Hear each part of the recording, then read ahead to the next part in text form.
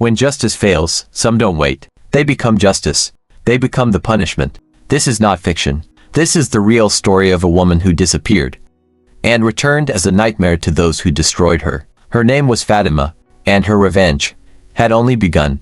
In 2004, in Morocco's bustling capital of Rabat, life was moving fast. The streets were alive with merchants, students, and workers chasing the promise of tomorrow.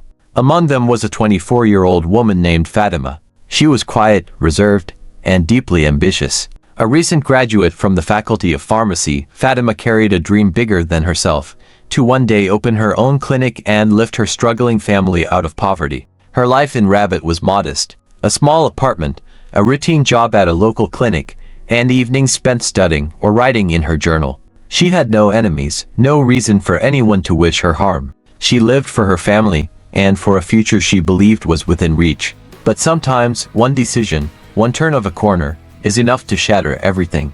It was October. A mild evening. Fatima had finished her shift at the clinic and decided to take a shortcut home. The street was dimly lit, unfamiliar, but she told herself she'd be fine. She wasn't. Within moments, she sensed something was wrong. Strange women loitered nearby, the smell of hashish in the air, muffled laughter from the shadows. Her steps quickened. Then it came. A black car screeched beside her. Two men burst out. One clamped a hand over her mouth. The other dragged her inside. She screamed, begged, promised she wouldn't report them. But her pleas were silenced with a slap that echoed in the dark. Inside the car, 5 young men. Laughter, the reek of cigarettes and alcohol. Their leader, a man with sunglasses at night and a smile sharp enough to cut. Fatima was blindfolded, beaten when she resisted, and taken miles away. By the time the car stopped, her nightmare had only begun. The men took her to an abandoned house on a dirt road. For 3 days, she was held captive, threatened, violated, passed between them like property. They stripped away her dignity, her safety, her trust in humanity. She was starved, mocked, treated as less than human. And then, as casually as they had stolen her life, they dumped her on the edge of the city. Broken, but alive, barely able to walk, Fatima dragged herself to the police. She told them everything about the car, the men, the house. Their answer, apathy. You don't know their names. Then we can't help you. Desperate, she sought out a lawyer. But the response was the same. No names. No proof. No case. Her soul collapsed. Days passed in silence. Nights in torment. She thought of ending her life. And then, something ignited in her. If justice won't come for me, she thought, I will become justice. Fatima began retracing her steps, replaying the routes in her head. Against all odds, she found the abandoned house. Empty now, but with clues left behind. A mailbox. A number. A neighbor willing to help. Soon she had a name. Murad. The driver. The ringleader. Fatima played the part of an admirer. Sweet. Charming. A woman infatuated. Murad fell for it easily. He agreed to meet her, even took her back to the house thinking intimacy awaited him. But once inside, Fatima's mask dropped. She drugged him, tied him, waited for him to wake. And then, calmly, she asked for the names of the others. Murad, groggy and terrified, gave up everything. Addresses, habits, secrets. When he was done, so was she.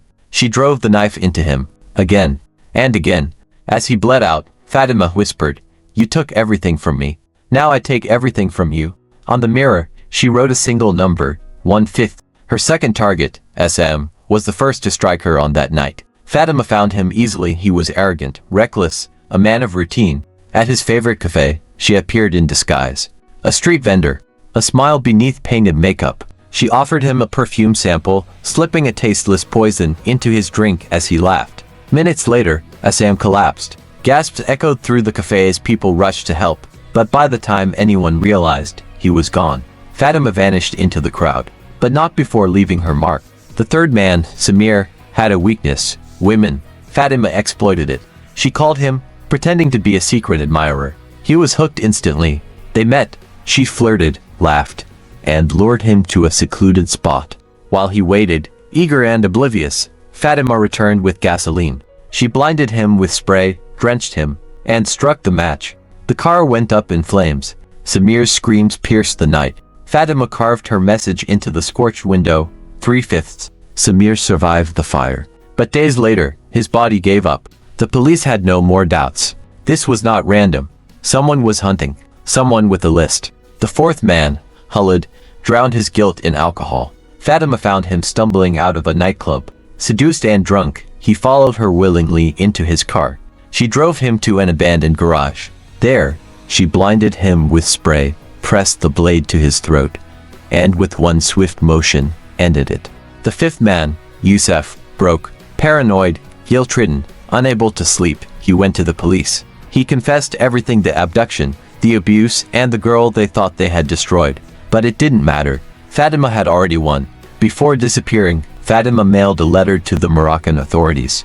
In it, she confessed to the killings. She explained she hadn't done it for vengeance alone, but for the child growing inside her. A child born from horror, she wrote, but who deserves a life of strength. I don't know his father, but I will be both father and mother to him. No one ever found Fatima. Some say she fled the country. Others believe she started a new life under another name. But her story spread.